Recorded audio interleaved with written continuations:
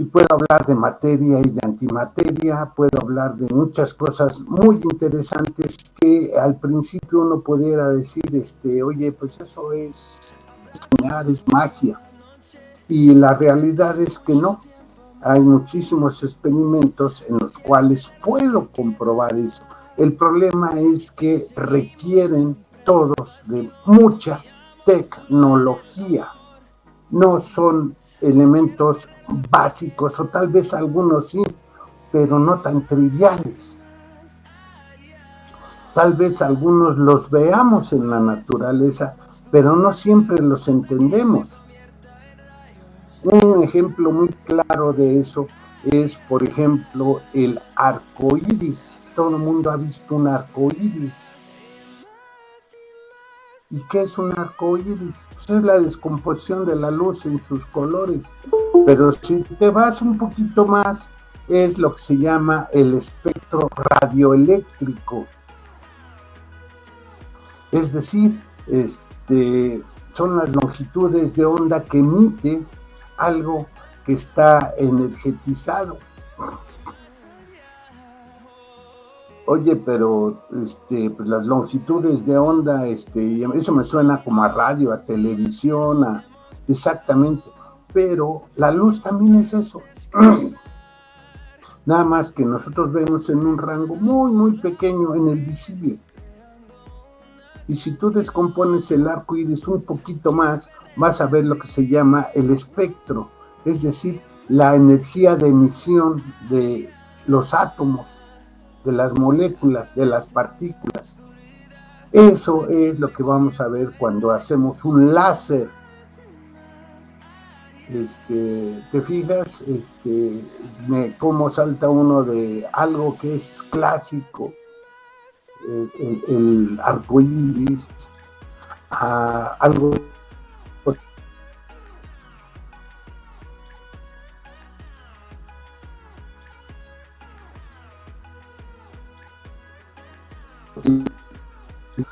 descubrimos el arco iris hace miles, millones de años, ha estado ahí siempre. Sí, la explicación, sí, y entender cómo funciona, cómo se puede modificar, híjole, eso no es trivial.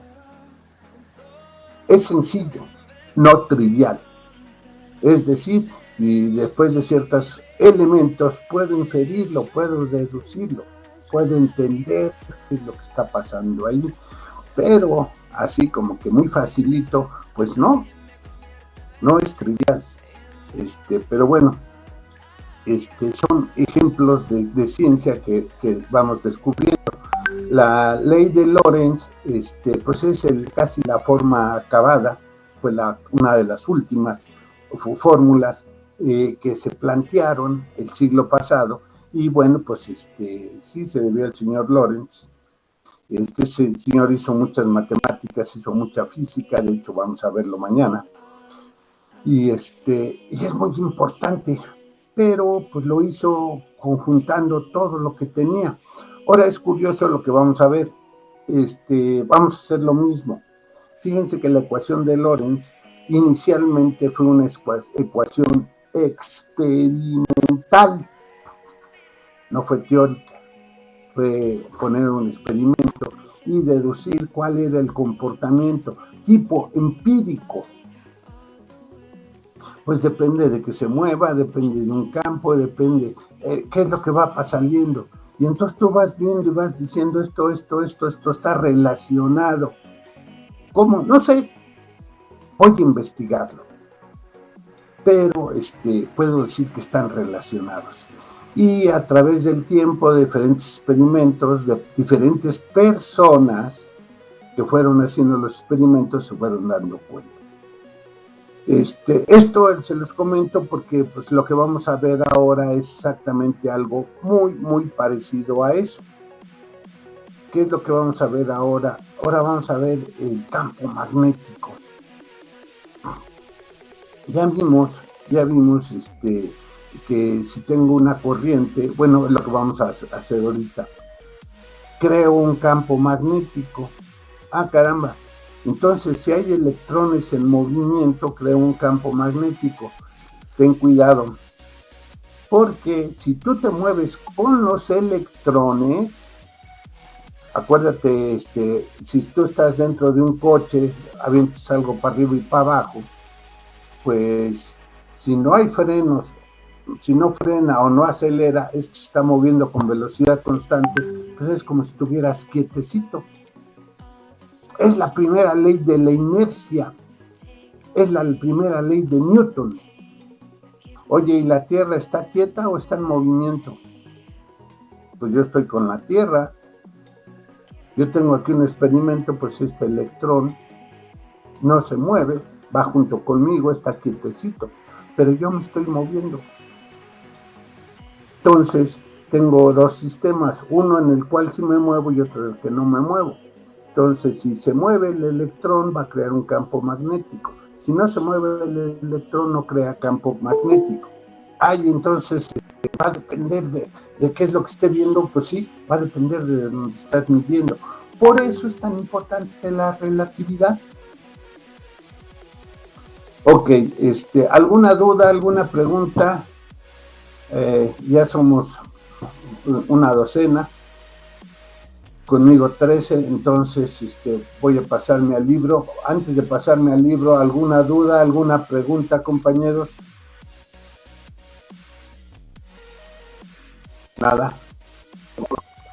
Ok, entonces paso a proyectarles el libro. Vamos a poner el libro y vamos a compartirlo. Y entonces esperemos tantito a que aparezca en la pantalla. Ok, entonces aquí tenemos al libro. ¿Qué es lo que vamos a ver? Lo que vimos anteriormente, y eso es lo que quiero explicarles mañana, son los números cuánticos, pero esto entre ejemplo, entre teoría. ¿Por qué ejemplo? ¿Por qué teoría? Mira, parte ejemplo porque es importante que te des cuenta de qué es lo que estoy manejando, pero no es tan básico, no es tan importante que lo entendieras, que lo sepas manejar bien. Simplemente sí es importante que lo entiendas, pero que no es necesario que lo puedas manejar con todo rigor, porque lo vas a ver, vamos a ver en el siguiente curso, en lo que se llama física moderna. Entonces, cuando hablamos de física moderna, hablamos de relatividad, hablamos de construir el átomo, ver las ecuaciones que lo satisfacen, ver cómo, qué es lo que describe el espectro de energía radioeléctrico, ver la relatividad, ver pues la energía nuclear, ver los láseres, ver los dispositivos electrónicos, cómo funcionan, cómo se construyen, estado sólido. Física tiene más o menos 5 o 6 ramas. Una es estado sólido, otra es partículas de altas energías, otra es física matemática y otra es cosmología y gravitación. Otra es física de materia blanda, es decir, física estadística, que tiene que ver mucho con la biología y con demás cosas. Pero entonces tú vas a relacionar esas diferentes físicas todas en unas. Ok, podría hablarte también de física médica, aplicar la física en la medicina, sí, pero estaría contemplada como un pedacito en partículas de altas energías, un pedacito en física estadística, un pedacito en termodinámica. Híjole, entonces como que sí, es una combinación de varias ramas de física. Bueno, pues vamos a ver ahora el campo producido por una corriente cerrada. ¿Por qué? Bueno, mira, en 1820, hace prácticamente 200 años, ya pasaron los 200 años. Este señor, el danés Hans Ørsted, que vivió entre 1877 y 1851, pues ya te darás cuenta que aquí tendría 40 años de edad, prácticamente 42, 43. Notó que si yo ponía brújula cerca de un conductor que pasaba corriente, pues esta se desviaba. Es decir, hacía un efecto magnético. Entonces fue el primero en darse cuenta y enunciar que una corriente eléctrica produce un campo magnético en el espacio que lo rodea. Entonces, sí, pues esto fue a principios de hace 200 años, pero hace como 100 años, que se tardaron un ratito, entre el señor Ampère y Laplace enunciaron una ecuación muy, muy parecida a, vamos a ver ahorita, a la ecuación de Coulomb. Para hablar de la ley de Coulomb, yo hablaba de una fuerza igual a una constante por el producto de dos cargas entre la distancia al cuadrado. Bueno, pues entonces aquí el campo magnético, ojo, fíjense, voy a hablar de una corriente cerrada. Oye, y si fuera una corriente abierta, bueno, la vamos a ver más adelante. Pero vamos a empezar por la expresión final. Así como la ecuación de Lorentz es la ecuación final, pues vamos a ponerte la ecuación de Ampère-Laplace, que es la ecuación final. La ecuación final sería una constante, ¿sí? Bueno, pero oye, yo ya sé las unidades del campo magnético, ok, sí, pero vamos a volverlas a mencionar. Voy a meter una constante, así como la constante eléctrica, la constante gravitacional, va a ser un producto dependiendo de la distancia al cuadrado, el inverso de la distancia al cuadrado, exactamente. En el producto de gravitación metías masas, en el producto de la ley de Coulomb metías cargas, y aquí metes dos vectores y haces un producto cruz. Esto es una alteración del campo. Ojo, eso es muy importante. Date cuenta que te voy a hablar de una propiedad del campo. ¿De cuál campo? El campo matemático, del campo que estamos trabajando. Estoy diciendo que esto altera el campo, altera el medio. Entonces esa alteración es lo que voy a detectar. Ok, tengo que hablar de un circuito cerrado. ¿Por qué? Por eso hablo de aquí una integral cerrada a lo largo de... Bueno, esta es la expresión final. Bueno, vamos a ver más o menos cómo la podemos deducir.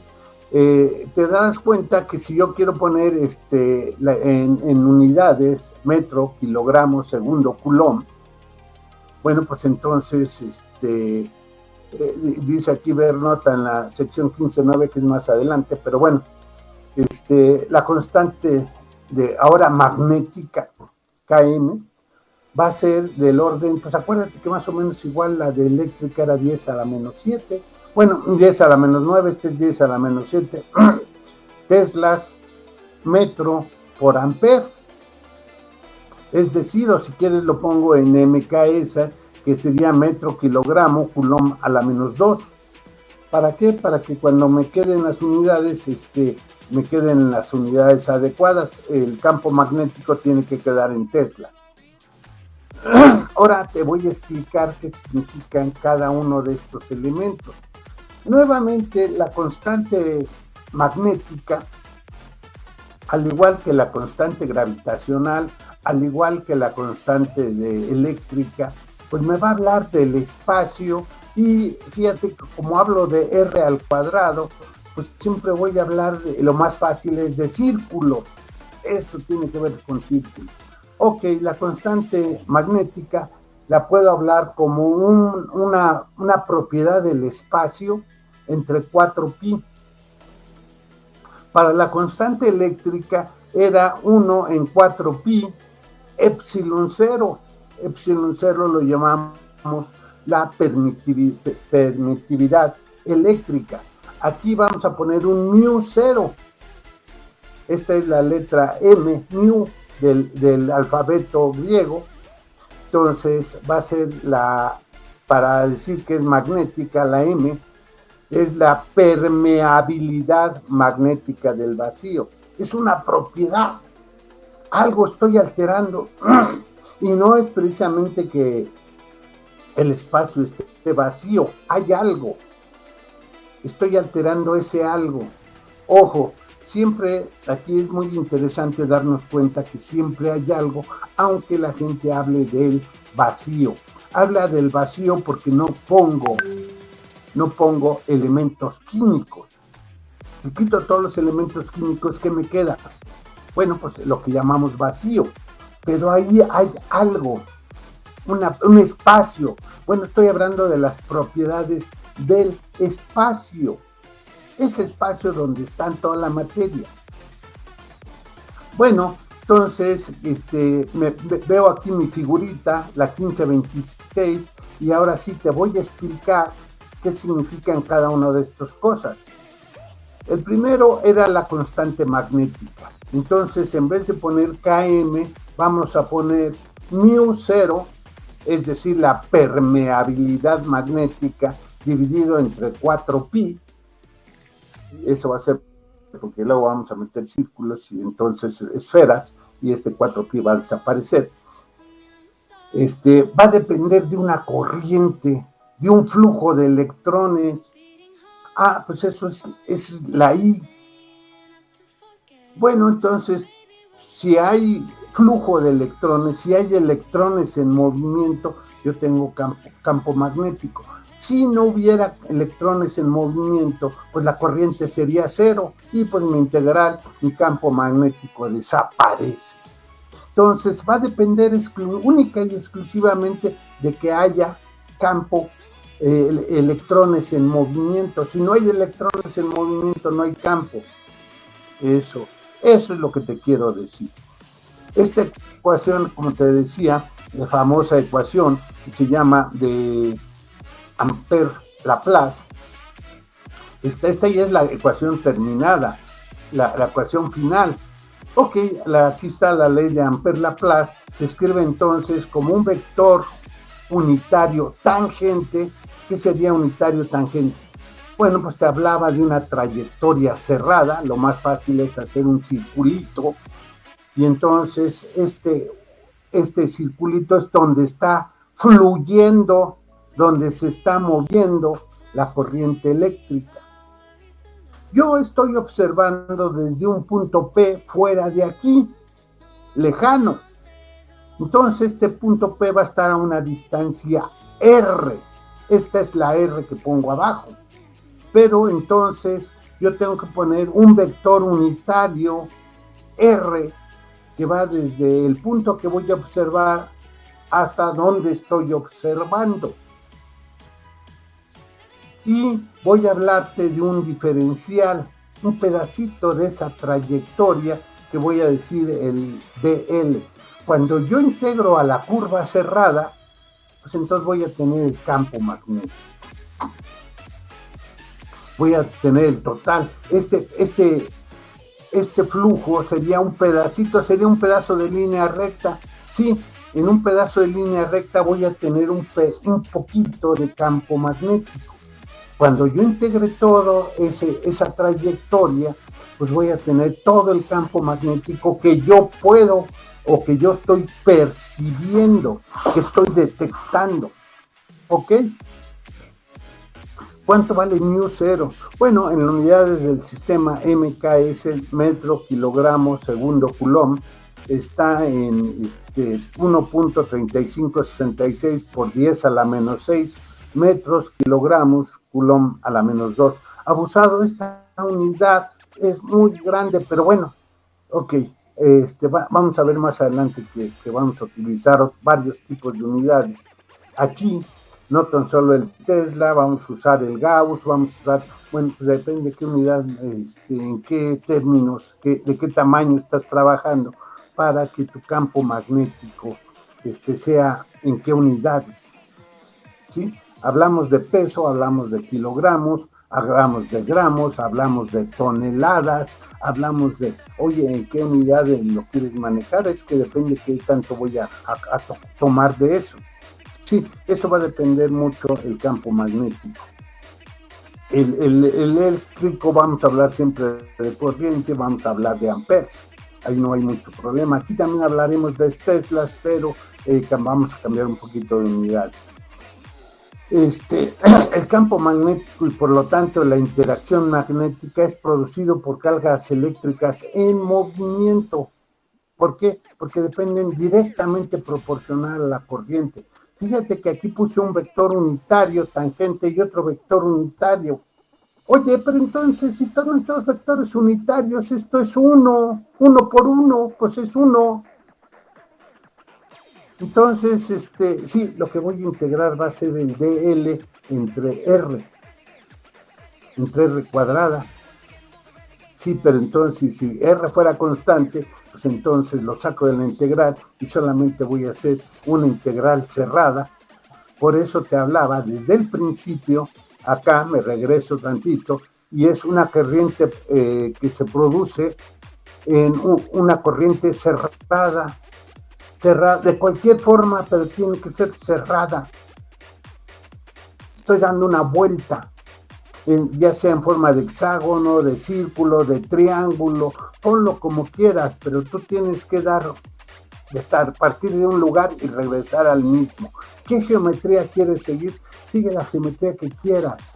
La más sencilla es un círculo, pero tienes que dar a fuerzas. Y entonces aquí esto nada más me daría, alguien te diría, pues te da nada más la dirección. Ok. Entonces, precisamente acuérdate que el campo magnético es vectorial. Por eso yo tengo que poner dos vectores unitarios tangentes, el producto de estos, para saber cómo está este. Si tú ves aquí, entonces UT y UR si son perpendiculares, pues entonces el campo magnético va a ser perpendicular a estos dos. Y entonces sería hacia el centro del círculo o hacia afuera, dependiendo cuál pongo primero. Bueno, pues es UDT primero, bueno, pues entonces para acá, entonces sigo la ley de la mano derecha. Y entonces ahora sí te puedo decir, voy primero para arriba y luego me voy para afuera, y entonces ¿para dónde está mi campo magnético? Ok, entonces estás detectando el campo magnético que tendrías en un círculo, en un circuito cerrado. Este circuito cerrado tendría un campo magnético y esto sería algo que está allí, muy bien marcado. Y te puedo decir su intensidad. Eso, puedo darte su intensidad, es decir, la magnitud, la dirección y el sentido del campo magnético.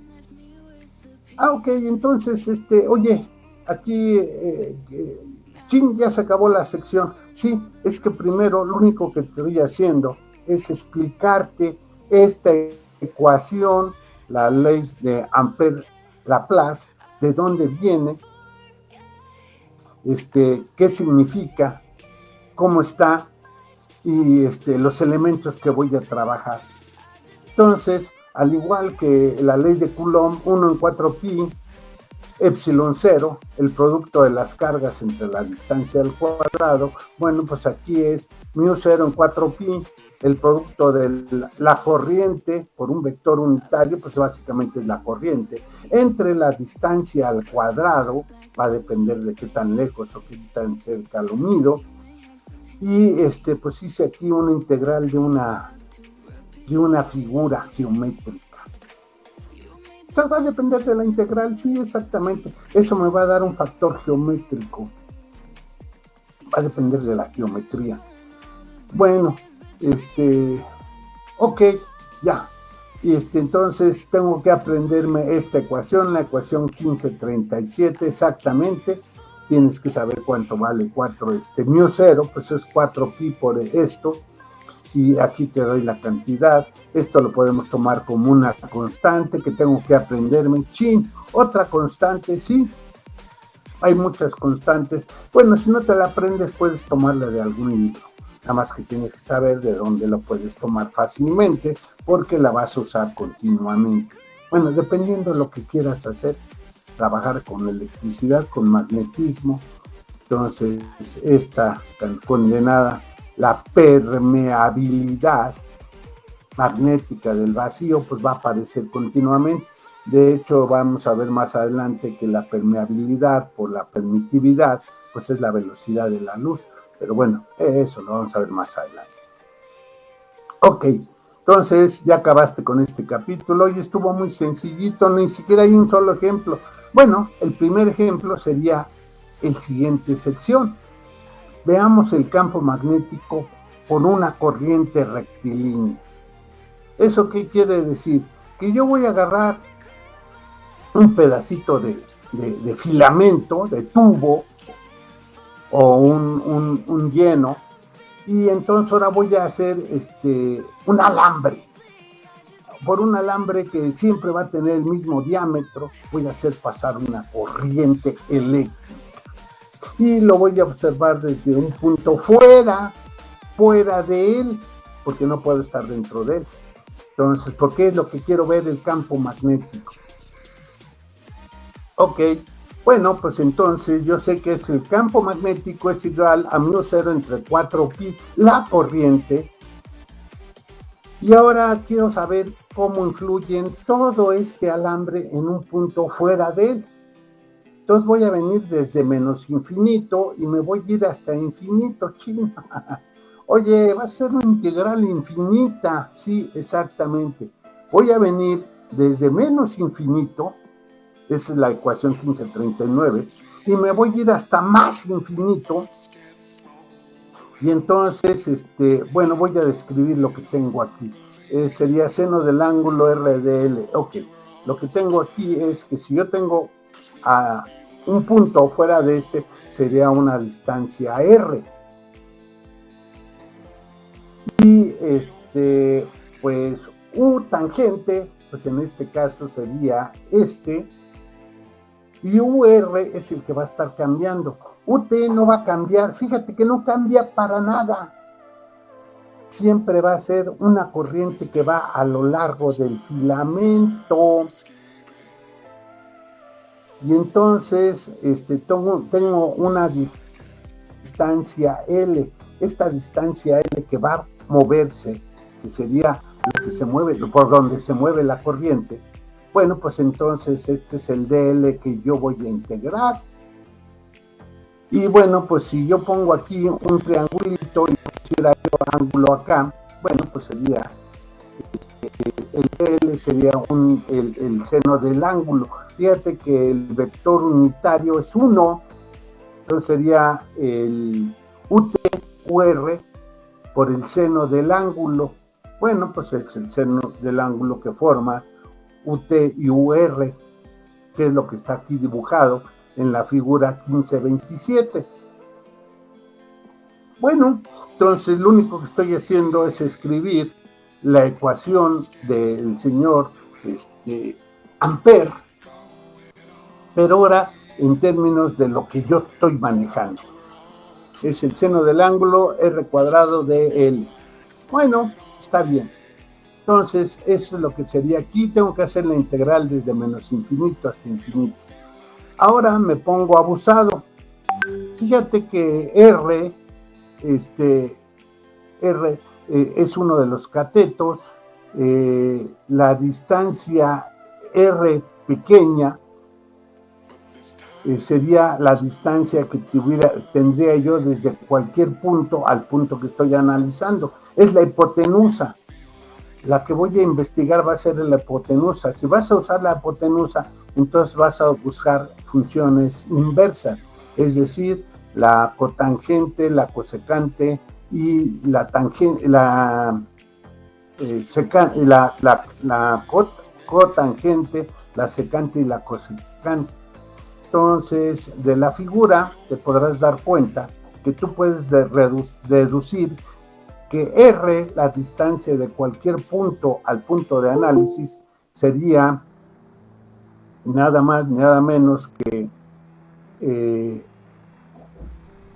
R, que es la distancia mínima que tendría entre el punto de observación y el filamento, por la cosecante del ángulo.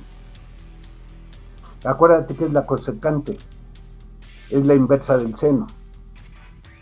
Bueno, y L, esta es la hipotenusa, y L sería menos R cotangente, es el inverso, porque entonces lo tengo que hacer en base a los datos que tengo, R cotangente del ángulo. Esto sería el L. Si tú derivas la cotangente, L sería DL, sería R cosecante cuadrada del ángulo. Ok, bueno, está bien, ya tengo. Entonces ahora tengo cuánto vale R, cuánto vale DL. Entonces, si DL vale R cosecante cuadrada de teta de teta, el de arriba queda el seno cuadrado y el de abajo, R era pues, menos R cotangente del ángulo. Bueno, pues entonces pongo aquí R cuadrada cotangente del ángulo al cuadrado, pero entonces utilizo una igualdad trigonométrica y R está aquí, R es R cosecante cuadrada, pues entonces lo pongo R cuadrado abajo, aquí mi fórmula es R cuadrada, entonces la escribo, sería R cuadrada cosecante cuadrada del ángulo. Hoy te das cuenta que bien fácil, está de multiplicando y dividiendo lo mismo, pues quítalos y nada más te queda. Ahora ponte abusado. Fíjate que cuando esto estás en menos infinito, el ángulo que está formando con este punto pues sería como llegar al mismo lugar. Es prácticamente esta distancia es finita y el otro se va a infinito. Entonces el ángulo para L igual a menos infinito, el ángulo sería 0. Y cuando te pasas por aquí, llegas a 90 grados y te vas hasta más infinito. Cuando llegas a más infinito, ahora tu ángulo, este ángulo que está formando aquí, pues inicialmente era 0, ahora lo más que puede ser son 180 grados, es decir, pi. Entonces, en términos angulares sería pi. Entonces tengo la integral de de mu 0 y entre 4 pi r, porque había una r aquí y aquí había una r al cuadrado, entonces me quedó una r. Esta r, la distancia que tengo, la distancia mínima entre el filamento y el punto de observación. Pero eso es una constante, profesor. Sí, lo puedo sacar de la integral. Por eso me queda mu 0 y 4 pi r, la integral desde 0 a pi de seno del ángulo. La integral del seno del ángulo es menos coseno del ángulo, perdón, el coseno. Entonces me quedaría 1 menos 1. Entonces me quedarían, pues me quedan 2 veces. Si fueran signos, como hay un signo menos en medio, entonces es el límite superior menos el límite inferior. Entonces, sí, ya no pasó nada. No pasó nada, aparece un 2, pero este 2 lo cancelo con el de abajo y entonces el campo magnético sería mu 0 y 2 pi r.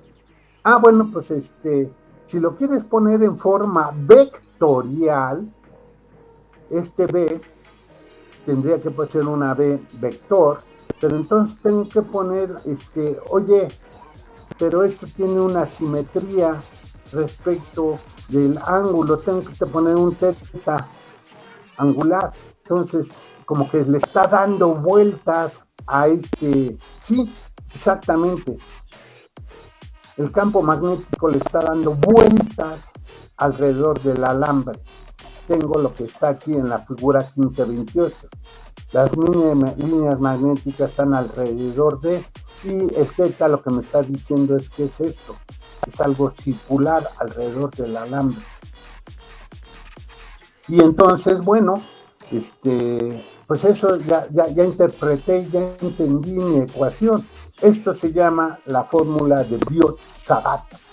Ok, estas personas lo descubrieron mucho antes que el señor, los señores,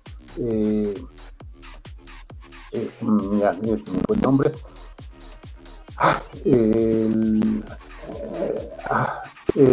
Ampère y Laplace. Sí, pero igual el señor Oersted lo estuvo trabajando hace más de 2 siglos, sí. Ellos trabajaron con esto, pero quien puso la última fórmula, la fórmula en forma más interesante fue este señor. Te das cuenta que entonces tú tienes una corriente, tienes un flujo de electrones o de cargas. Y las cargas, podría hablar yo de cargas positivas y de cargas negativas. Entonces, yo voy a hablar de un campo eléctrico que producirían estas cargas, no a lo largo de la línea, sino a una distancia de este. Fíjate que el campo, por eso le pusimos aquí, que veas que es un campo, un vector, pero el vector tiene una parte angular, un vector unitario angular. ¿Qué quiere decir angular? Que está dando vueltas. Entonces, si yo pongo una carga, pues entonces el campo magnético, esta carga está en movimiento, el campo magnético pues va a ser en una dirección, y yo podría medir un campo eléctrico fuera de aquí, no en la línea, sino fuera de la línea. Entonces esta carga sería una carga y esta produce un campo eléctrico. Y tengo dos, el campo eléctrico y el campo magnético. Fíjate que están en forma perpendicular.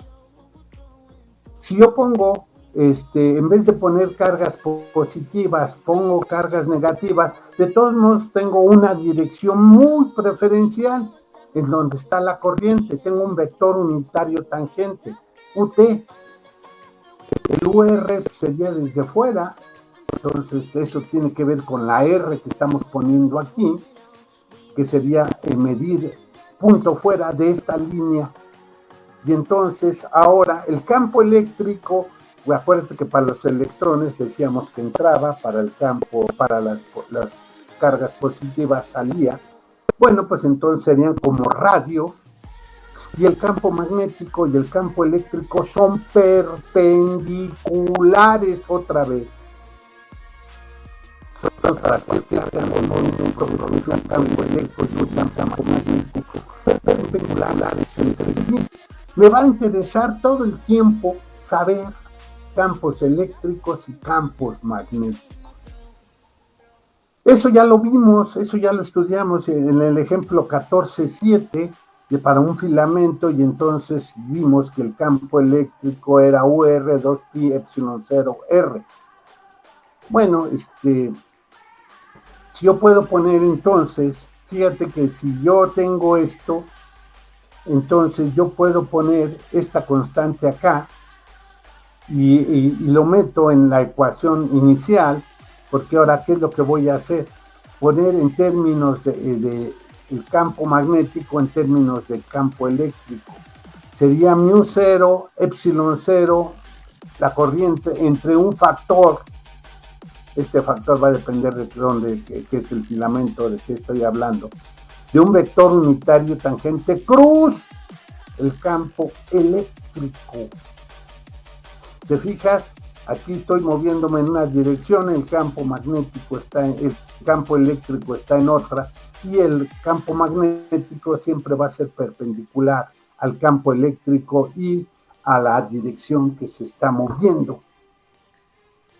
Como la dirección, la distancia R la puedo tomar siempre en una forma de un círculo, pues es lo que me va a estar denotando el campo magnético. Y entonces tengo una fórmula, la 1542, muy poderosa. Tengo el campo magnético en términos de campo eléctrico, o viceversa, el campo eléctrico en términos de campo magnético. Fíjate que aquí aparece el factor μ0, ε0. Esto lo vamos a hablar más adelante. Bueno, entonces podríamos hablar de fuerzas entre corrientes. Espérame, ya es otro tema. Sí, como te darás cuenta, bueno, pues ya aquí acabamos con esta sección, con estas dos secciones. Es prácticamente la misma, pero uno es aplicado a un circulito y el otro es aplicado a un filamento. Y con ello estoy dándome cuenta qué es lo que pasa con la corriente, con el campo magnético. Voy a hablar de dos manifestaciones de una misma cosa. Voy a hablar de cargas eléctricas en movimiento, y cuando tengo cargas eléctricas voy a hablar de campos eléctricos y campos magnéticos. Son dos manifestaciones en el espacio vectorial. Dentro de ese espacio, dentro de ese campo, están alterando el medio. Oye, pero ¿qué es lo que alteran? Alteran el medio. Hay algo ahí que es alterado, y eso es lo que tengo yo como μ0 o como ε0. Y estos dos van a tener que ver más adelante con la velocidad de la luz. Bueno, aquí le paro, cierro la ventana y nos regresamos acá. Como se dan cuenta,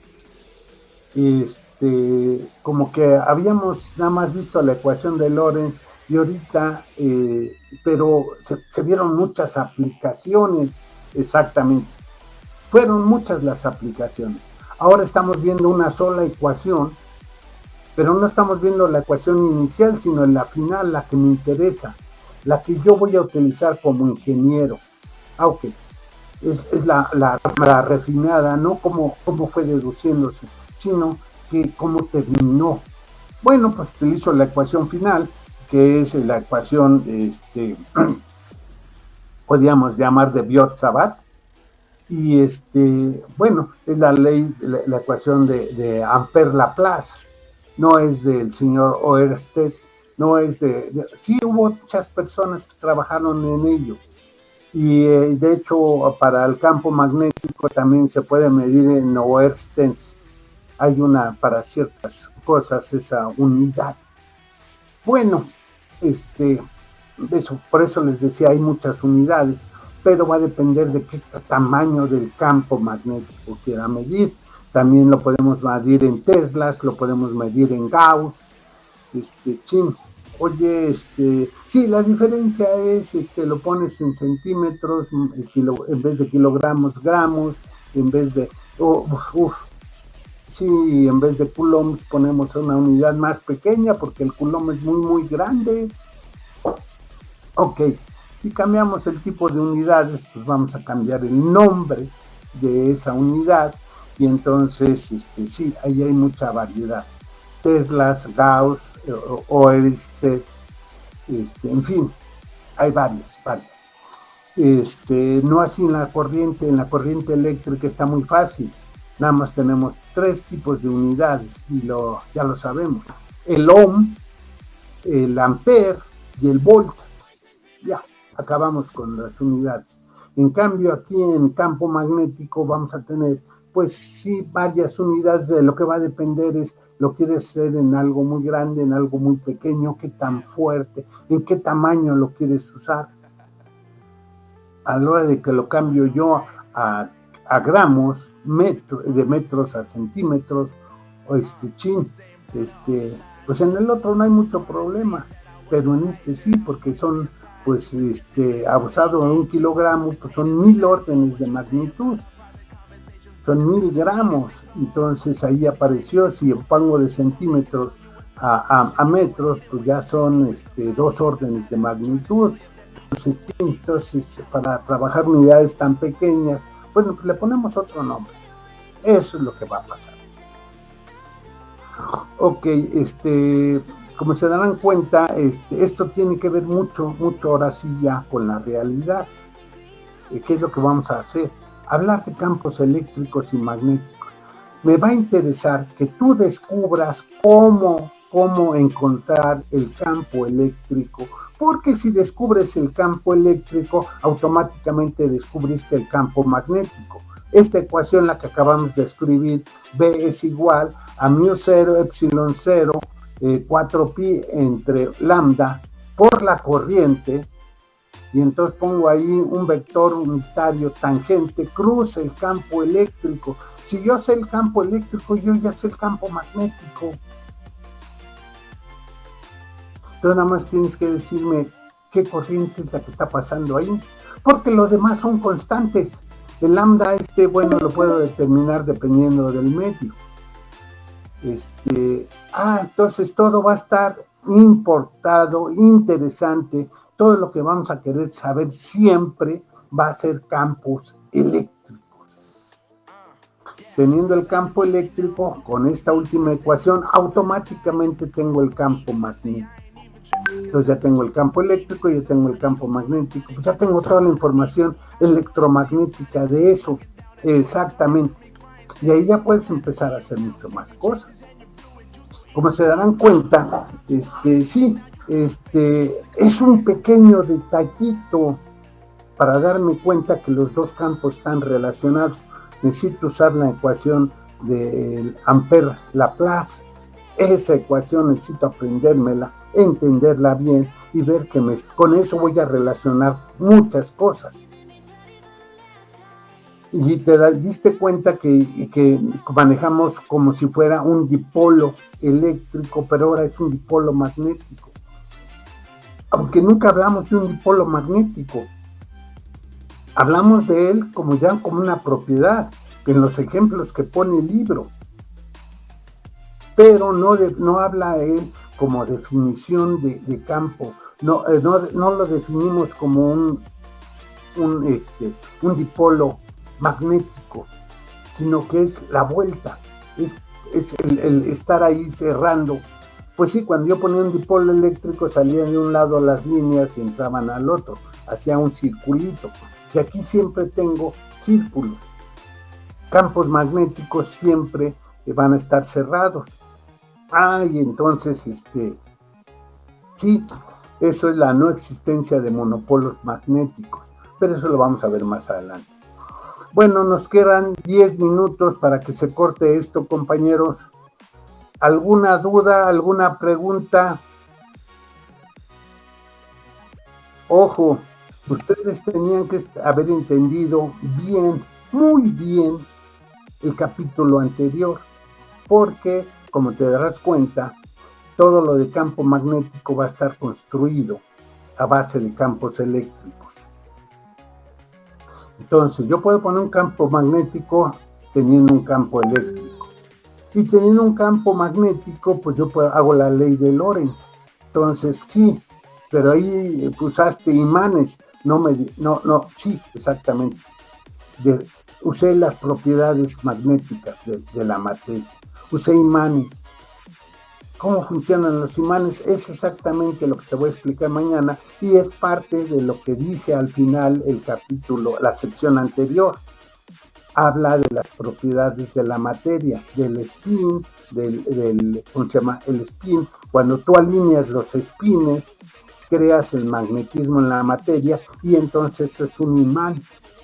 ¿Qué tanta posibilidad tienen de que queden permanentemente esos spines? Pues eso sería un imán permanente.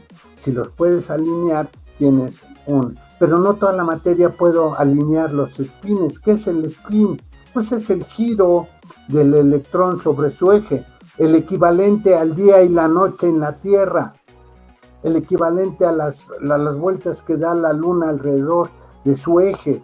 Curiosamente da las vueltas en la Luna alrededor de su eje, pero como da la misma vuelta que la rotación con respecto a la Tierra, siempre vemos la misma cara de la Luna.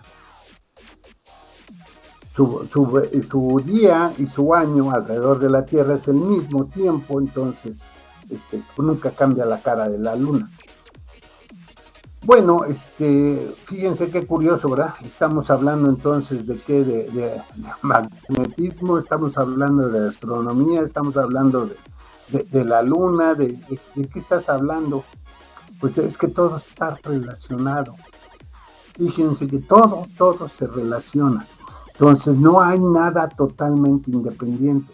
Somos seres que son circadianos. Nos afecta el sol, nos afecta la estación, nos afecta el día, nos afecta, sí, así nos da hambre, se nos quita, nos da ganas de ir a hacer el baño, nos da, sí, dependiendo de la hora, dependiendo de cosas, inclusive después del día, aunque no estemos, pues, y es lo que pasa con la gente que va a los polos, pues resulta que entonces ahora el día dura 6 meses o la noche dura 6 meses, chin, entonces, pues no vale porque entonces hay el sol de medianoche, el sol nada más da vueltas en el cielo y todo el tiempo es día, entonces, pero tú tienes un sistema que te va a decir que te tienes que dormir aunque haya luz y te despiertas, te activas, entonces es curioso, la gente se adapta, pero bueno,